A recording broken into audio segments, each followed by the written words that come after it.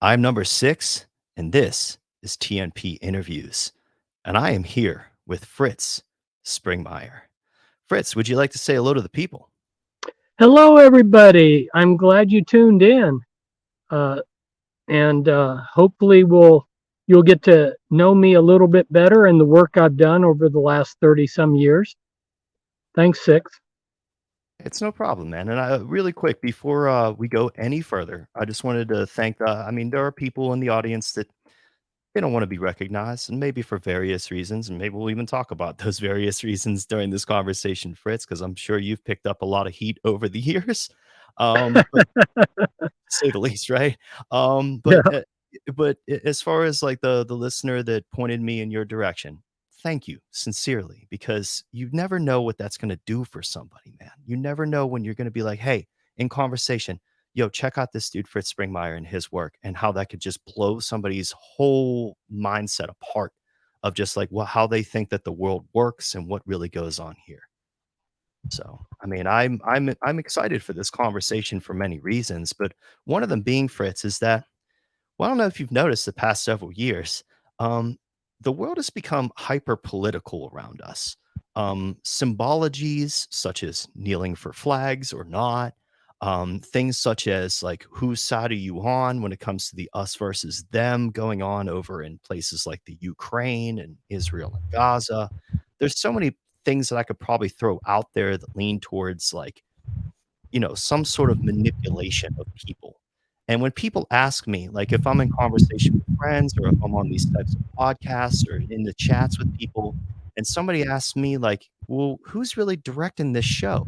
And I've asked that question other people and other people that I consider to be pretty brilliant and very well read, much more than myself included. But and they've told me that that is always veiled. It's hard to describe. Some will point towards central banks, but then it leads to, okay, so if they're doing it, whom do they serve, and what are their motivations? Others point towards secret societies of sorts, and then some just point towards like lizard people. Okay, so I've heard it all, Fritz.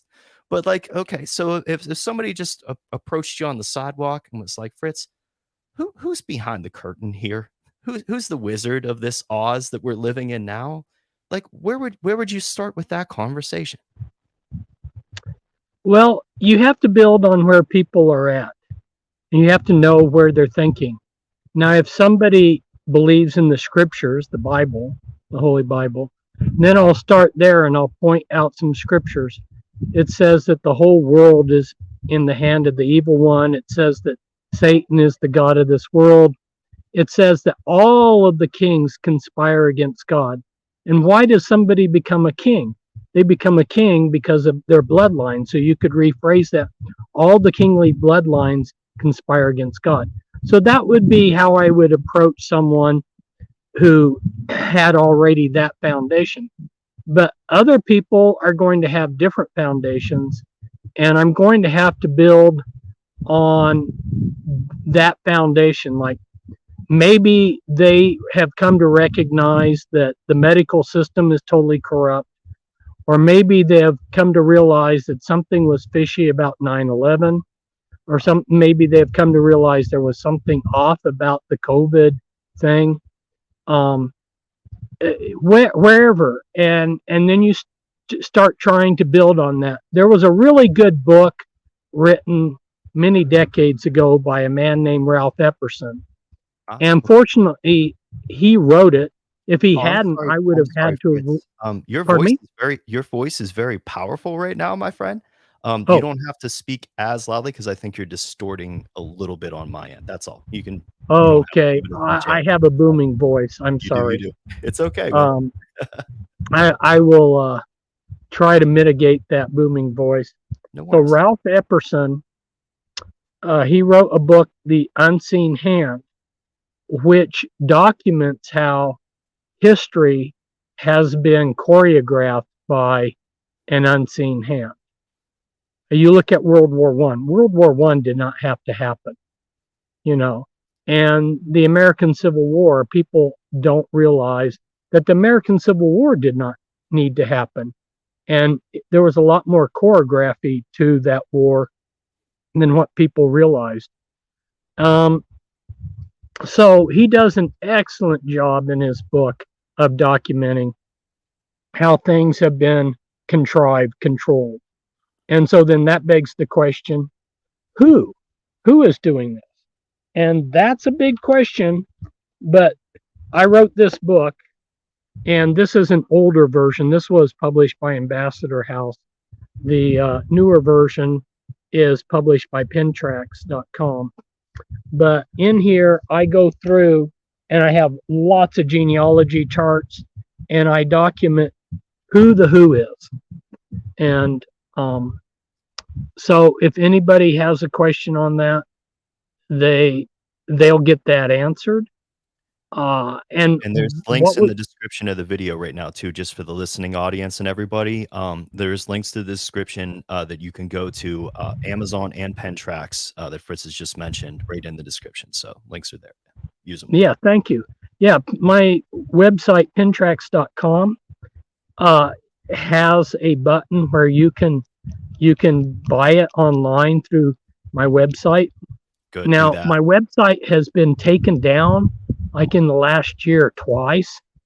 And I was just telling my wife recently, because I don't get discouraged very often, but I think I've kind of gotten discouraged trying to, I'm busy with a lot of things. And then to constantly have people hack and take down your website, even though this last time it was supposedly protected. And so I think that's part of the reason I haven't put more energy into rebuilding it again. So it's not really up there like I would like. Well, that happens to a lot of people like us, Fritz. I mean, we call them technical gremlins here at TNP because it just seems like those little green jokers always show up whenever we're doing something big. Yeah, exactly. I've been dealing with this for over 3 decades. I started publicly exposing the world order back in 1990. And I wrote a series of books on the Illuminati that told the who, what, how, when, where. I gave answers to all of those. And I wrote 3 books on the trauma-based mind control. And people in the audience, if you aren't familiar with trauma-based mind control and multiple personality disorder, which is also called DID, dissociative identity disorder, if you're not familiar with that, you're missing a big piece of the puzzle, because that is what allows this evil hierarchy to do a lot of what they do. And how that works is they create a person that has many personalities to them. And their front personality, they try to make sure that the front personality is got the best reputation possible. They look great. And then the deeper parts, the evil parts, are hidden. And so you could look at this person and you go, well, this person wouldn't hurt a fly, or this is such a great philanthropist. And so I wrote 3 major works on that in the early 90s. I had the privilege of exposing how it works. And my big breakthrough, I mean, I had been studying the Illuminati. I know that's a strange term for people to hear. And maybe I can... Did it originate in Bavaria? Because I've heard the Bavarian part on the prefix of that many times too. That was more introduced to me by a documentary maker I don't know if you ever heard of, called Adam Curtis. He does work with the BBC and everything. Does some really cool, like, music video-esque types of documentaries. But his latest one went over like the societies in America, like the John Birch Society and everything, that sort of believed in the Bavarian Illuminati's influence and stuff like that, and were sort of a secret society to counter that themselves. And that led to a lot of other political changes here in America. But did the origination come from Bavaria, or was it somewhere else? Just to clarify. Good question. Actually, no. And that's what you're talking about, is the mainstream media version of things. And a lot of times, if you have something up on the internet that contradicts that approved version of things, then they will flag it and they will say, you need to go to this website, Wikipedia or whatever, for their true facts on it. It's like a Um, misinformation trap that they lay for people, right? So you stumble yeah, across the wrong explanation, and then they nail you on that to make you look incredulous, right? yeah, that's the mainstream version of things. But given a little bit of time, I could easily blow that to smithereens. But no, the Illuminati, which is a continuation of the mystery religions, which is the secret society of the string pullers, the elite.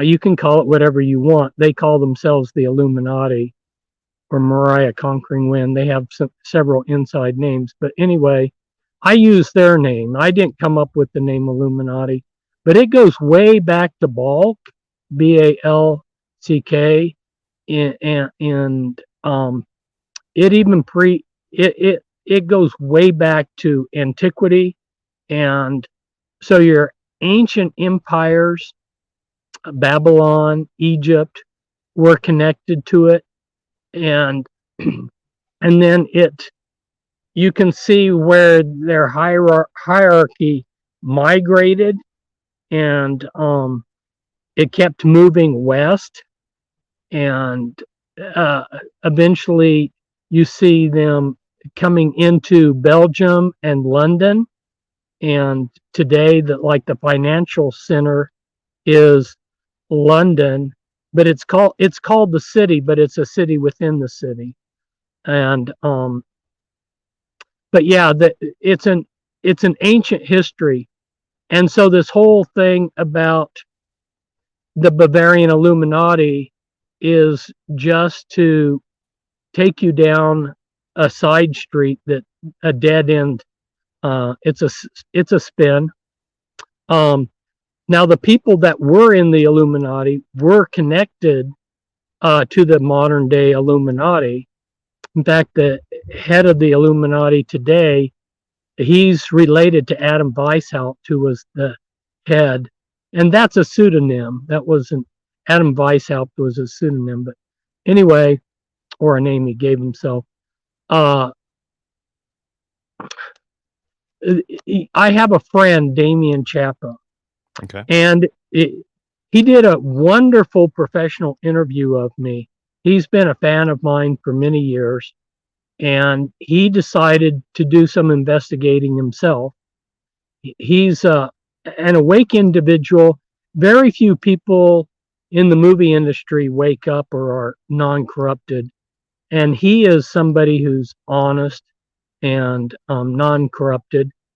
Um, and he had made enough money that he's not that he could do some things on his own. So he went over to Bavaria to investigate the Bavarian Illuminati, because they have documents that they captured of the Illuminati back then, and these are in museums.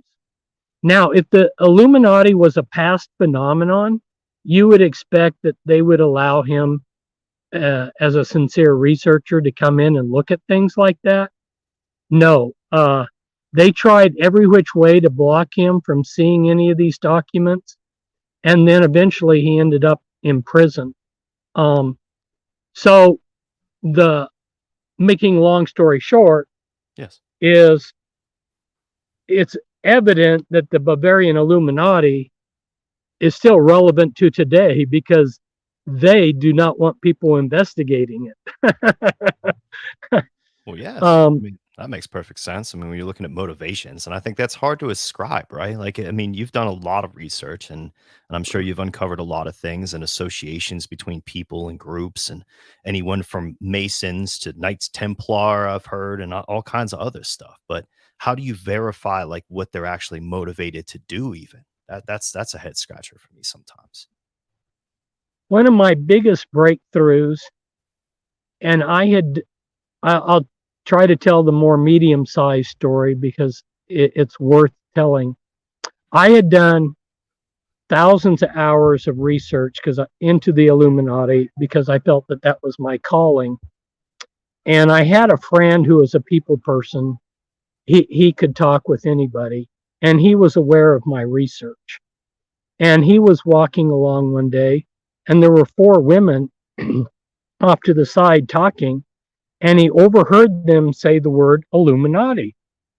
And he turned right around, and then he was excited, and he said, "Hey, if you're interested in the Illuminati, you got to meet my friend Fitz Springmeier. He knows all about it."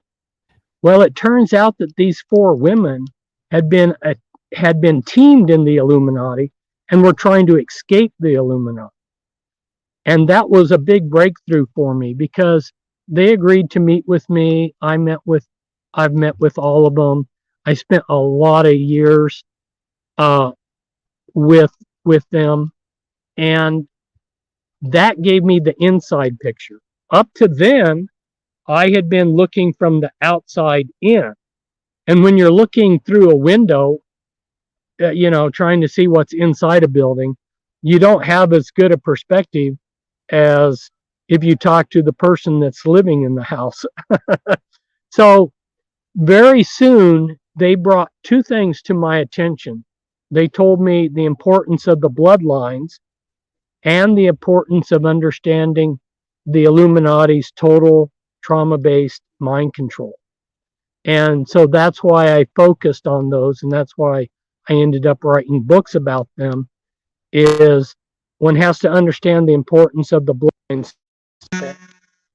And one also has to understand how they're able to carry out so much I think you're getting by using this total mind control that they do. There we go. So, thank you. No problem. Yeah. But you were going on the mind control. Sorry, we got sidetracked by the phone call. Yeah. Yeah. So that was one way that I was able to verify so much, was to talk with these 4 women. In fact, at our first meeting, and I knew from other sources that the cabal or the Illuminati, whatever you want to call them, that they had elevated 13 bloodlines to be their preeminent bloodlines, and that there were 13 of them. And so I had written down, I had printed out from the computer the names of the 13 families that I suspected, prominent names like Rockefeller. Everybody's probably familiar with the Rockefeller. That was one of the names. And I asked them to circle the top 13. Well, there were some families that I had missed. I had gotten quite a few, but there were also some families that were not on my list. And that was how I was able to focus in on those. And once you start focusing in on them, you're amazed that they have gone under everybody's radar. For instance, the Freeman family. You would like, I haven't heard of the Freemans, but there were 2 Freemans that were what I would call handlers or gatekeepers, advisors to U.S. presidents. And that's an important thing, because the Freeman family is part of the 13th Holy Merovingian family, the bloodline. There is a special bloodline that's like supreme over all of the bloodlines, and that's this Merovingian. It's a secret. Its importance is kept secret, but if you really want to understand the Illuminati's perspective on it, read Holy Blood, Holy Grail. And that was written by a trilogy of authors, Lincoln Lay and Pageant, who wrote a trilogy of books on the subject. But that one focuses in on the Merovingian bloodline. Another person of the Merovingian bloodline who was a handler, gatekeeper, or advisor, so to speak, of a U.S. president was Sir Cecil Spring Rice of the Spring family, which is, and he was of the Illuminati, Holy Merovingian bloodline, and he was Teddy Roosevelt's handler. So maybe I'll stop there. I could keep going, but Well, no, it's I'll okay. I stop just wanted there. to show the audience what you're talking about here because I'm trying. What I do, Fritz, during these interviews and during my other shows like TNP Live is that I put Right. together what's called a source list, and I put that up on a website called Substack. And Substack allows people to write articles similar to how you do with pen tracks. In fact, I think it would probably be a great idea to maybe bring some of your work over there because I have a lot of people on Substack that I know of and a lot of followers myself. And I believe if we could import your work there, it might help promote your own independent site and stuff like that, and just distribute it more. So, and if you'd want help setting that up, man, I got you. I'll set up the whole site and just hand you the keys. But I wanted to pull this up for the audience to see. This is what you referenced there. So, Holy Blood, Holy Grail. Is this the correct book? Just in case anyone's Yes, going it to is. follow up. All right, yeah. So stuff like that you mentioned, yeah. I'll try and pull up on the screen just so people can see it, and then I'll add it to that source list, which will be released on Substack after the video. It gets emailed out to all of my followers there, and then people can go on the site and just find me at number 6 TNP, which is really easy to find. All right. So, but yeah, thank you, Fritz, for that explanation. You're getting into the motivations of these people because that's the other thing. It's just like if there are sort of puppet masters of the world, why the hell are they doing this? Why take this angle with us? Is it just based out of pure evil? Is it because like the universe demands that there be opposites, like a negative and a positive? Like, what would it be? Well, a Christian perspective on this is helpful because a Christian perspective believes in Satan or Lucifer and believes in evil.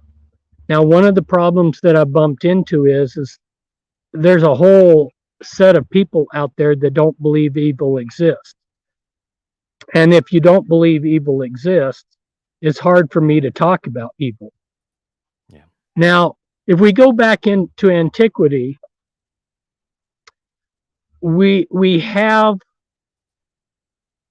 a non-human entity, let's call him Lucifer for the time being, and he's coming to certain people that have the capability of having power, and he's telling them, if you serve me, I will make you rich and powerful. And more than wealth, it's power. These Faustian people bargain, right? Pardon me? Faustian bargain, right? Yeah, exactly. And people have talked to me about these Faustian bargains that they've made. I'm not making this stuff up. I mean, eyewitnesses have talked to me about these oaths and everything, and how they would be compensated for serving Lucifer. And if I need to explain Luciferianism here because sorry, I got sidetracked there because I just recognized I'm in a park, people. Yeah. I came to a park and I just recognized somebody across the street, and so that momentarily took my focus Hopefully away someone from friendly. Pardon me? Hopefully someone friendly. So there's this, and a lot of people are given this kind of a deal. Your performers are that are become very famous, make these kind of deals, and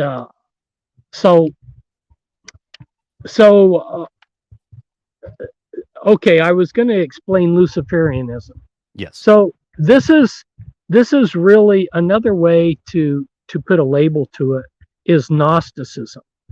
And this was something that was explained to me by these 4 women that had that were trying to get out of the Illuminati, that had been teamed together. And they explained that Luciferians, because they're Gnostics, believe that your good deeds must balance your bad deeds. And it's really interesting in the course of researching. I don't know how many Illuminati kingpins I have researched. And you go to Who's Who, you go to a biographical reference book, and you look up these people, and you know what their occupation is? Six. You'll be, if you stop to think about it, it's really mind blowing, because a lot of these people, their occupation will be listed philanthropist. Now, Oh, what is yeah. a philanthropist? Our A friend Billy Gates philanthropist, out there. Yeah. yeah, a philanthropist. What is a philanthropist? He's somebody who gives money away. I mean, that's an occupation. You walk around and like Santa Claus and hand out money. Sounds like Um, influencer, right? These yeah, these yeah, new yeah, fancy terms they're putting on those people. Influencers. Yeah. Yeah. yeah. And how did they come up with all this money? Oh, And well, why is the emphasis on the fact that they're into philanthropy? or even Well, the a lot of their formation of the philanthropy. money itself, even like the idea or the abstract of the currency and fiat and its implementation too. So when you see someone who's extremely wealthy and their occupation is given as philanthropist, like Bill Gates, that raise your eyebrows. That should be a good clue that you are very possibly looking at an Illuminati kingpin. And that's what makes Luciferianism so difficult to identify, is because these are they're the paragons of virtue in their communities. They're the ones that are giving a lot of money to all the important agencies that are running things. They're the ones that are like this one DuPont. He was giving a lot of money to his local police force. So when they wanted to arrest him for a murder, you or I, if the police came to arrest us, it would be a military assault on our property, and if we slightly resisted, we'd be shot, right? Yeah. But they just camped out. They were just like negotiating with them, just giving him all of the rope he wanted, all the leeway he wanted. Why?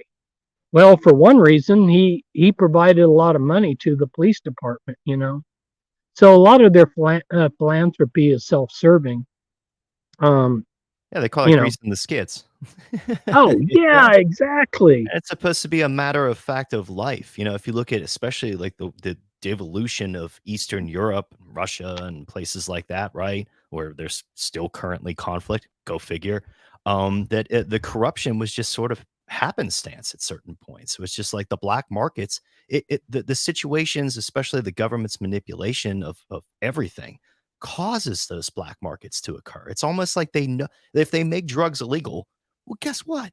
Then you're gonna make drug kingpins, right? You make the Al Capones and the Al Jefes and whomever else, right? Yeah, one of these four women that were trying to escape the Illuminati, her father was a drug kingpin. So what he did is he set up, this is I believe back in Pennsylvania, he set up the first drug hotline, and then he staffed it with his people so that if his network of drug dealing were exposed by someone calling in, nothing would happen. So he was able to take out all of his opposition and look like he was a public benefactor for setting up this drug hotline. So it's very clever how things are done. Yeah, yeah. Great way to take out the competition. See something, say something, right? Even though it's the Mhm. government making terrorists, but if you see somebody that might be a terrorist, let us know because we'll recruit them probably, or just yeah, have people infiltrate their groups, and then set them up for terrorism because it's not like that hasn't happened a whole bunch of Yeah. times. Yeah. So it's also important for people to understand Hegelian dialectics. And I don't know if the listeners have heard that term before, Thesis, but antithesis, synthesis, people. Yes, absolutely. yes. So you create a problem, and then you create the opposite of that problem, and out of that conflict, you get a synthesis. So here's examples. So you create World War One. You have your allied nations, your Central Powers. Out of that, you get the League of Nations. You create World War II. You have your Axis and allies. Out of that conflict, you get the United Nations. And a number of inside sources have, and this goes back for a long time, clear back, excuse me, to a letter that was in the British Museum by Albert Pike, which outlines how they're going to create 3 world wars. And the 3rd World War is going to be centered in the Middle East. So you were suggesting that I make my comments relevant to people's lives. Yeah, Well, yeah, I think it helps. I tell you what, people, the information I have is extremely relevant to your lives. It's what they plan to do, and why they plan to do it. And I have So, a listener saying, what about the Albert Pike prophecy, the Manzini letter, I think, or something like that. Yeah, that's what we're talking about here. Yes. Thank you. Yeah. Yeah, not morals and dogma. When you're a 32nd degree Freemason, they give you Albert Pike's book, Morals and Dogma, and then you do a book study on that. If you read that book, you'll see that Albert Pike clearly enunciates that the power behind Freemasonry is Lucifer, is Luciferian. Now, understand that Luciferians believe that Lucifer is a light bearer like Prometheus. Okay. And that's another figure that they like. When they talk about Prometheus, they're really meaning Lucifer. But that's just another flavor of their thinking. Like I say, this is a continuation of the mystery religions. And if you want to really get a solid background on what the mystery religions are all about, I suggest that you read Manly P. Hall's book, The Secret Teachings of All Ages, which is an incredible work. And that anybody could put together at a young age like he did, all of that information is pretty mind-boggling too. And Manly P. Hall was a 33rd degree Freemason. And when he died in the early 90s, the Supreme Council of 33rd Degree, which put out a magazine, a periodical called The New Age, and I have that in storage somewhere. I have because I subscribed to it back then. They did an obituary where they said Manly P. Hall was Freemasonry's greatest philosopher. And in my book, Be Wise as Serpents, which I came out in 1991, I photocopy a number of pages from his works where he blatantly says, that the people that are running the world are not the people we think, that it's this hidden group that's a continuation of the mystery religions. And he just spells it out there. And maybe some people might gloss over that and think, oh, well, he's just playing mind games or something. No, he's actually revealing the truth. And why more people haven't caught on to what he just said right in front of people's face. But the thing of it is, Six, is that a lot of this stuff that I was talking about 34 years ago, it's right in our face now. Right in our face. Well, so much so that I think it's created, like, there is a break there is like a psychological break that's happening, a fracture in our culture, where it's people like us, that the people that are becoming, for lack of a better term, like awake. But then my fear of that is, Fritz, is that once somebody becomes awake, they can pursue the wrong path towards truth for decades, if not their entire life. Generations could even pass before truth is found. And if there is somebody like yourself that has already done that legwork to kind of lay out where this is all going or where it's coming from, then, having information like yours gives them a light years advantage over others. So that's why I think the conversations like this are extremely important. But go on, my friend. Oh, six, you are so right. I mean, talk about the enormous leverage that my research can give people. Uh, I love to read, and I try to explain to people how much leverage that gives. Now, take for instance, my book, The Illuminati Formula Used to Create an Undetectable Total Mind Controlled Slave. Okay, that was my first major work exposing how the trauma-based mind control is done. Or take, for instance, my book, Be Wise as Serpents, which is like 800 pages, exposing the system of systems that's at war against us and how those systems are controlled. Or take, for instance, my Bloodlines of the Illuminati book. In any of those books, if you turn to any page and you started reading, and all the facts on that page, the amount of time it took me to accumulate that knowledge and to verify it and write it down on a sheet of on a page, enormous amount of time. And you can read that page in what, 1 or 2 minutes? It's taken me days, maybe weeks, maybe years to get that information sorted out, and you're sucking it up in a couple minutes. You could find it on your lunch break, Fritz. You could find it on your lunch break. You know what I'm saying? You go to the bathroom for long enough, right? You could find that information. That's how easy it makes it. I mean, it's unbelievable. It's like music, for me, because everything ties back to music in my brain.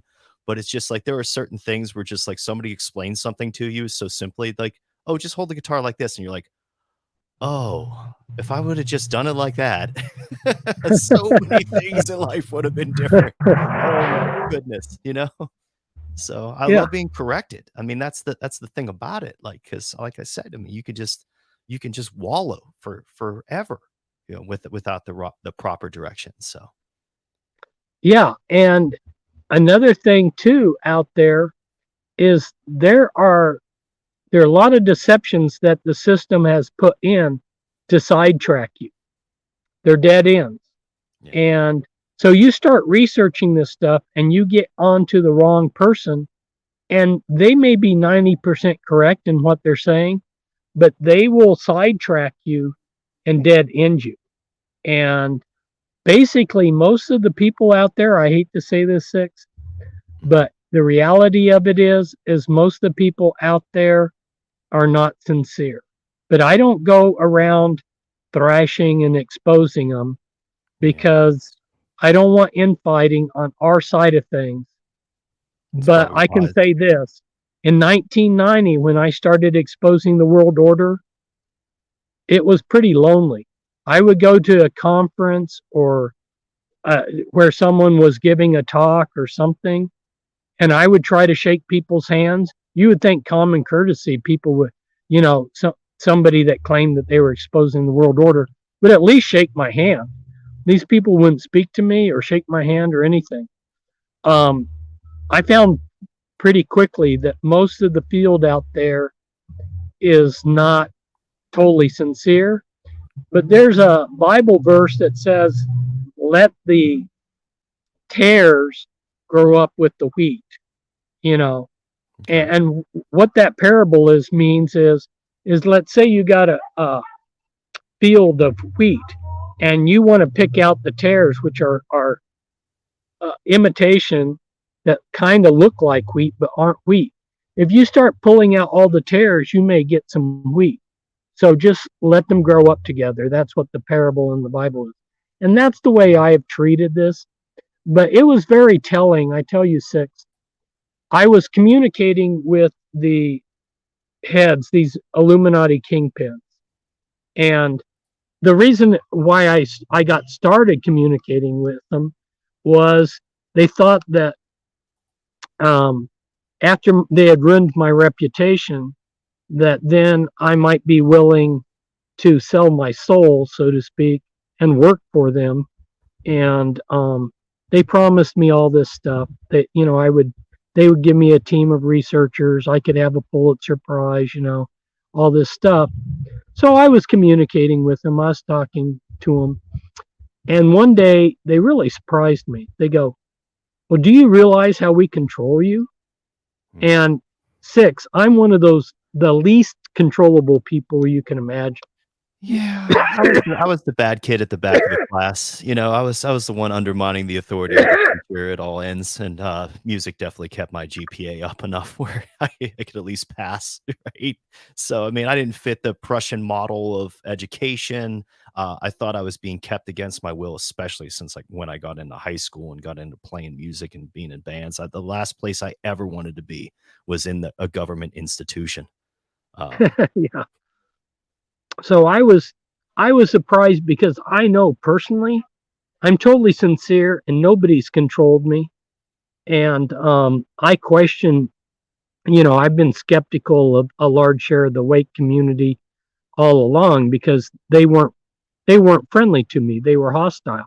And then if you start tracking things down, you find out, oh, this person's a Freemason, this person's this, and you start you start raising some serious questions about who are these people. But anyway, I thought his question was intriguing.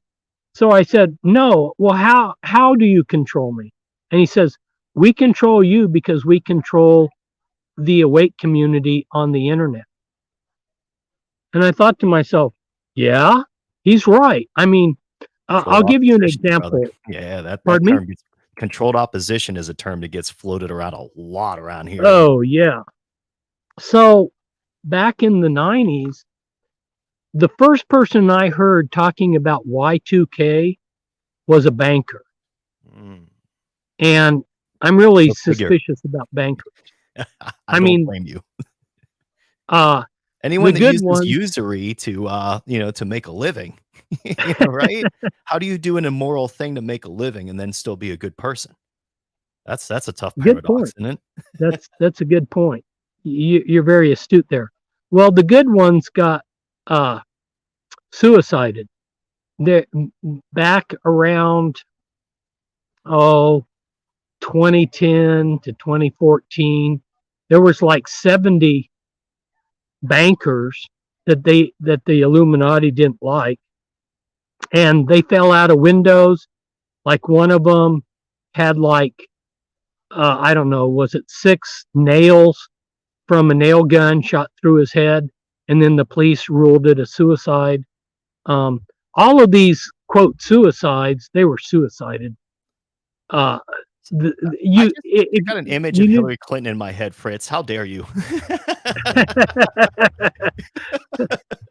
To rinse my brain. If you were a banker and they didn't trust you, you flew out a window, Oh, it happens in Russia all the time too, with dissidents and people like that too. I mean, exactly. I've fallen off of things before, but looks a little suspicious when it happens like that. Someone so in particular. So it was a banker that exposed Y2K, and that Y2K was going to come. So that raised my eyebrows right there. I was like, well, look at the people that are beginning this movement about Y2K. They got I'm suspicious about this. So I was suspicious, but the awake community was so alarmed, the world's coming to an end and everything. Alex Jones. Yeah. So I was asked to be a major speaker in Calgary, Canada, right before 2000. And they wanted me to speak about Y2K. I gave two 2 days of talk. But my way of approaching it is here's the scenario, and a you have all of these you have a spectrum of possible things that could happen. Nothing could happen to the world collapses. And that's the way I did it, because if I hadn't done it that way, I would have been a pariah in the Wake community, because they wanted to believe that Y2K was going to end the world. I didn't think it was going to, but I mean, I had to at least placate people and say, well, it could be this, it could be that. You know, you got a spectrum. And that way, but that was an example of how the awake community was being led by the nose. Instead of, if someone like me had the audience and the clout to really speak up, you know, but I get drowned. There's all, like you just mentioned, Alex Jones. I'm going to be drowned by the Alex Joneses out there. Oh You know, goodness, yeah, because they're yelling over you, man. That's the thing oh yeah, about it, and I believe they are propped up by people and funny money. Like there was an instance back, because I've covered a lot of January 6th stories, that Jones and other influencers like Nick Fuentes and all these other idiots that were running around there that day, they were given billions of dollars worth of crypto, like millions or billions of dollars worth of crypto. I think it was millions each, but from a crypto billionaire. There we go. And you know, just seeing that, like how many more transactions were done that weren't revealed to the public, you know, through reporting and things of that nature too. I mean, dark money is a real thing. It influences our politicians, from the AOCs to, you know, the Ron what's his name, Ron DeSantis's, and everybody else probably in our spheres that and on our screens that we see, right? So yeah. So I will address that right here and now. And maybe people will not be able to swallow this. It may bounce off their heads, but maybe I'll plant a few seeds. But back in 1990, 91, I was telling people that the elections are already rigged. I was telling people that everybody who has any power in your state has been compromised, and there's a whole number of ways that they compromise them. One positive way, well, positive might not be the correct word, but one effective way that they do it is blackmail. And so I had a friend who was an ex-cop, and he really liked my research. And he had spoken about the kind of things that I exposed.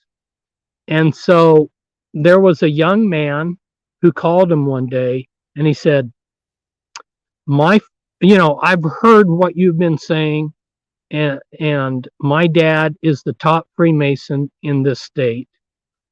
And he said, my dad's gone. He's not here, taking a trip. I hate my dad, and he's a bad person, you know. And if you want to go in and look at his office and his files, I'll let you into his office. Well, my friend Kevin, I think I'm safe now in using his name. It's been quite a few years. This was like 1991. Kevin jumped at the chance. So he went into this. Now, bear in mind, this was the head Freemason for his state. And there on the wall, there were just rows and rows of these tall file cabinets. And he started opening these file cabinets. And he was shocked. He was dumbfounded. It threw him for a total loop, because there in every file was the actual evidence to send anybody who had any power in that state. There was a file where the blackmail evidence was there that they could be sent to prison. So they had everybody by the kahunas that had any power in that state. And that's what we're dealing with in this country. It's been totally corrupted. And I know a number of ways of how they blackmail people. That gets in. That's I won't talk about that, but just people are compromised, and they will talk a good story, but when it comes time to vote, they won't.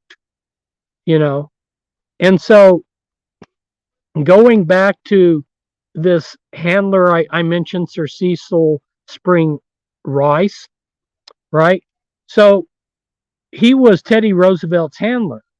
So he was the best man at Teddy Roosevelt's second wedding. And he also directed Teddy Roosevelt, when he was president, how to mediate the Russo-Japanese War. And then the third thing that I'm going to mention about him is he got Teddy Roosevelt to encourage Woodrow Wilson to get us into World War I. Now let me go back to the Russo-Japanese War. Ooh, okay. The British had backed the Japanese. They had given them intelligence. They had given them naval help, and the Japanese just crushed the Russians. They beat them on land and sea, crushing defeats. So England was not really a neutral country, right? And Sir Cecil was the British ambassador to the United States. So he's not really a neutral party, right? If you're catching my drift here. Yes. And yet he was the one who advised Teddy Roosevelt how to be the mediator of this war between Japan and Russia. And I have to sincerely doubt that the Russians realized that United States, which looked like an unbiased, fair country, was actually being tainted by the British. And then again, he got Teddy to get Woodrow Wilson to declare war on Germany, enter us into World War I. And that kind of touches my life too, because my family before World War I had come from Germany. And my grandfather had listened to Woodrow Wilson when he went around campaigning to be president. He promised that he would not get us into World War I. It was a European affair. The Europeans should solve it. We're not going to get into it. A few days after he became president, he got us into World War I. And because of that, my grandfather voted straight Republican from then on. He was so upset that he had been lied to by Woodrow Wilson. Anyway, that's the kind of thing that we're dealing here with, is that even though a politician tells you one thing, those are just words. Words are cheap. They come easy. What's really going to happen? What's that politician really going to do? And if you understand that they're all compromised, then, it's a pretty deep swamp over there in Washington, D.C. Well, Teddy Roosevelt, too. I remember distinctly because I'm a big documentary watcher, and I remember watching Ken Burns' series on the national parks. And what stuck with me is more of like a libertarian anarchist, whatever label, is that seemed like a giant land grab of him going through that. I mean, and especially if there's puppeteers behind that, like, what is the purpose then of the federal government then claiming these lands? Is there something sacred about them? Is there mineral rights? Is there volcanic activity underneath them that could be harnessed for certain energies? Like, all kinds of different things could be a purpose for that. Yeah, you look at most of Western United States, and it's owned by the federal government. Yeah. And it's the best land for people to escape. Like, they're trying to create these smart cities that they're going to herd us into their controllable cities. They can't have people out there in Yosemite Park or these other places. They have to control us, and so they have taken all this land out of commission. Yeah, there's some really definite ulterior motives behind what they've done. But on the other hand, there's some really good things that have come out of them setting aside this land so that it's just not full of garbage and trailer houses. Yeah, not everything could be Yucca Mountain, right? All their nuclear waste and nuclear testing that they did out in places like that, using God knows what kind of weapons and other things out there. Man, I've heard all kinds of things, and including our friends out there that still believe in aliens. That even Roswell and areas like that out west, right? Oh yeah, Area 51, that's the famous area. Yep. But people, there's other areas there. If you understand that they counted from 1 to 51, you'll understand there's a lot more areas besides Area 51. And they used a lot of these areas for nuclear testing. Hundreds of nuclear bombs set off. For what reason? I mean, come on. They've totally wasted that land. It's radioactive. It's just incredible. How many nuclear bombs do you have to set off before you realize how they work or what's going to happen? Well, that's why I'm like the type of person where I'm such a noob when it comes to the technology or even the understanding of the physics of it. But why would we give the same types of people a CERN hydrogen collider to play with too?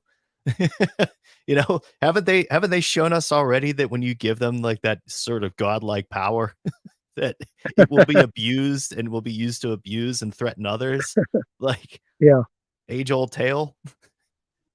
Just here, sir, Yeah. protect me with this club, and then you get beat with the club, right? That's how it always works. Yeah. Yeah. So I'm very pleased to see your natural suspicion. There's so many people here trust their government, and they don't realize that behind their government are people that want to genocide them.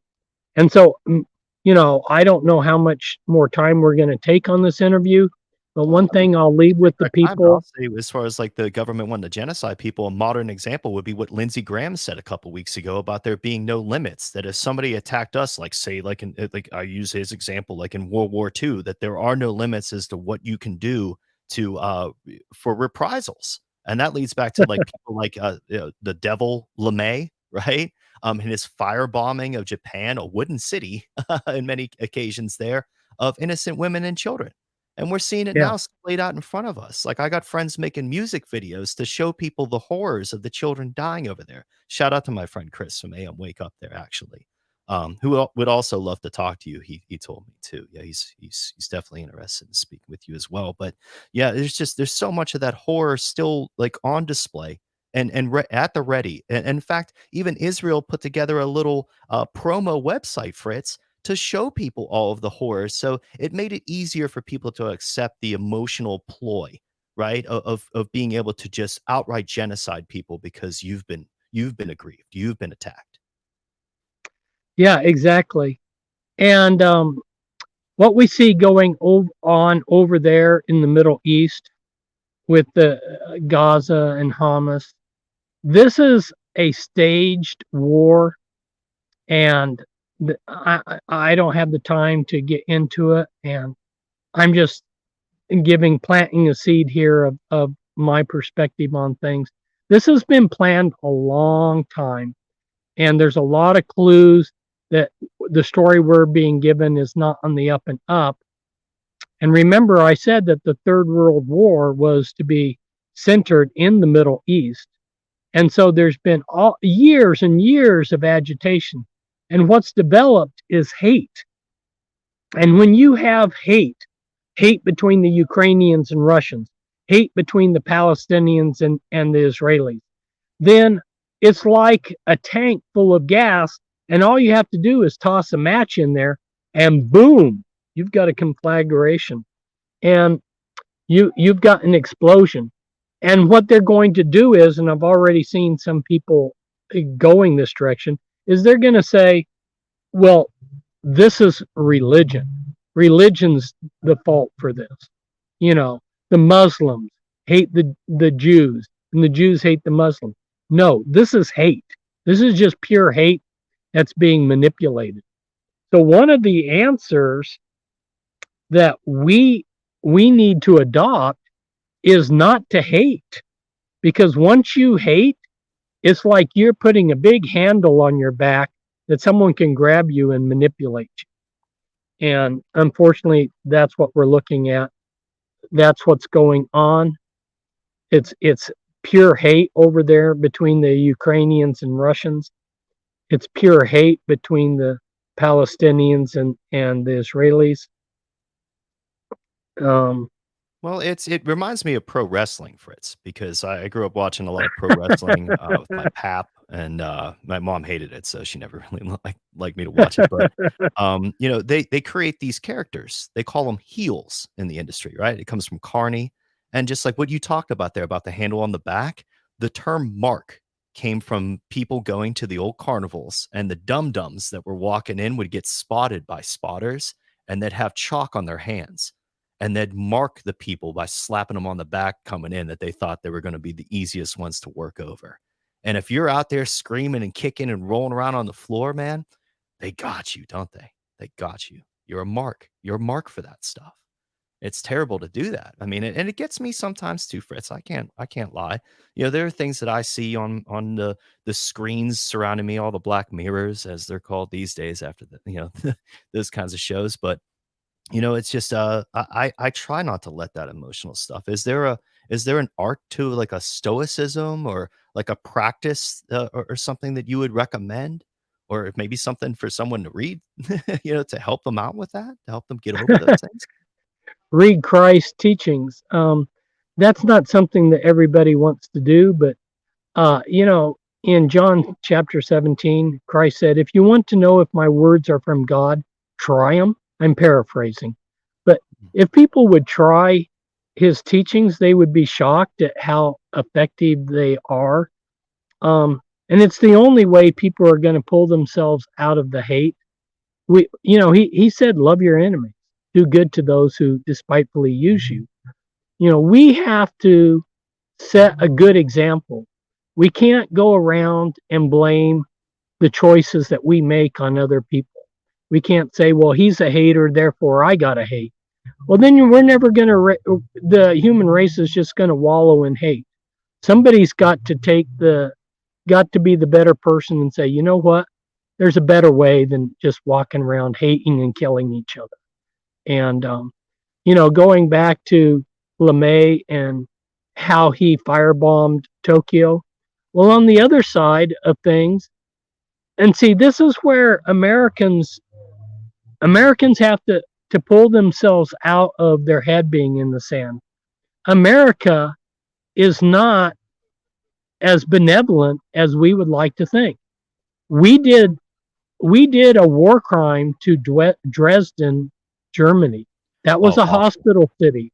Yeah. And nobody even knows. Now, they approved mainstream media figures, I don't believe. They really downplayed how many people got killed in Dresden. But it was a hospital city, and the Germans thought, well, they'll never bomb this because it's just full of hospitals and refugees. It's not a military target. Wrong. And American fighter planes came down on deck, and they machine gunned civilians. We would like to think that the United States are a bunch of white knights, and we're going over there on a crusade to rescue people. And it hasn't been that way. It's not that way all the time. United States has done their fair share. I don't know if that's the right word. They've done their share of often evil. Misused. Yeah. The United States has done war crimes too, I'm showing the images right now on screen. This is an image of Dresden. This says the bombing of Dresden created a firestorm that destroyed the center of the city. And just that devastation. Imagine that being filled with people. Okay? Like, that's what we're talking about. Let me get my glasses. I think you're showing Berlin. Is that Berlin? Because I think, from the let me BBC, get my it says glasses. the bombing of Dresden created a firestorm, but it may be. Oh, maybe that is Dresden. Okay. Um, Yeah, there might be yeah, more in this okay. article, but I just wanted to find something as reference for people since you mentioned Yeah, it. yeah, yeah. Thanks. Yeah, no problem, man. Yeah. Yeah. It just really bothered me that American fighters, I mean, there was no military purpose to this. They were just trying to be cruel, you know, and came down flying on decks, and they could easily see that the people they were machine gunning were civilians that were fleeing the bombing, the firebombing, and they just were making sport out of it. And you know, I've also read eyewitnesses, a Japanese boy, you know, a Japanese boy in Japan. He's like 10 years old. And American fighters coming on deck and trying to shoot him. You know, I mean, what kind of craziness is this? Yeah. You know, and how are we going to get above this? How are we going to rise above this? We're going to have to get rid of hate and start loving people and doing good. We just can't continue this cycle of hate. Well, I mean, I think that that's a brilliant point to maybe end on. I don't want to take up too much of your time today, my friend, and I'd love to have you back to continue these discussions. Sure. And frankly, I mean, we can go for as long as you want, but I don't want to keep you out there in the park for too long. But just maybe let's do this. If you wanted somebody to have a takeaway from this conversation, you know, a call to action for them, what would that be from this? I think it's important for people to start realizing that all these systems that are out there, the educational system, the financial system, uh, the medical system, all these systems are systems for control, to control us. And they've all been weaponized against us. And I wish I had gotten more into that. But in my research and writing, I have broken down how each of these systems is controlled from behind the scenes, like mainstream media, how these systems are controlled. And then I have gone in and discussed how they're weaponized against us. And that's the big takeaway I would give to people, because people are trusting the system too much. Now, I've heard some wonderful things that you've said, Sick, where I can see that you've begun questioning. Yes. And you have to understand the big takeaway, I guess, for people to understand. And I have heard this directly from Illuminati kingpins. You know, this is not something that I'm making up. I mean, they've been quite frank right to my face. They want to genocide most of us. They want to reduce the world's population. You you are in a war zone. They are wanting to, just like Tokyo got firebombed, just like Dresden got firebombed, you know, they want to reduce us. They want to eliminate us. Maybe that's We're why they're giving money to Iran, who believes in a 12th imam, some dude at the bottom of a well that comes back after they start this world genocide, right? yeah, I mean, does it make sense why we're giving them billions of dollars to fund terrorism? You know, for being good kidnappers, actually. You know, like, congratulations, guys. Yeah, we'll give you the payout now and whatever you ask, right? It's not a yeah, big political argument. It's disgusting to me. Disgusting, right. man. So remember Hegelian dialectics, people. They're going to create the problem, then they're going to come along and have a counter to that problem that we will back, and then out of all that conflict, they're going to have a resolution that moves the world in the direction they want to go. That's I guess that right there, my last few minutes, is the big takeaway I would hope people would take. Thank you, Fritz, and I appreciate all the compliments on towards me, man. I'm still a noob at this, but that's something that I encourage all people to admit because even if you think that you're an expert, maybe you're not. You know, like I think it's that little bit of doubt. There's something about doubt that's empowering if you embrace it, Because like Yeah. when you see something that's presented to you in the mainstream media, like I've been involved into things like music and communications most of my life. So, learning of eventually Edward Bernays and watching the documentary by Adam Curtis, Century of the Self, and just learning of how we're manipulated, through what we imbibe media wise, and who controls those media companies and the conglomeration of that too. Even just there's like a handful of companies that own every freaking thing that you consume media wise, every IP, every intellectual property, every Spider-Man and X-Men down to your evening news. It's all owned by the same group of people. Shouldn't that like concern people? Like, doesn't that make it easier for them to brainwash people and make us all a bunch of just junk-headed nothings, that they can manipulate and control, malleable people? We're like silly putty out here if we allow them to do that to us, Fritz. You know, and not even the cool kind where you get to pick up the afternoon comics with it, right? So, but Fritz, I really appreciate your time here, my friend.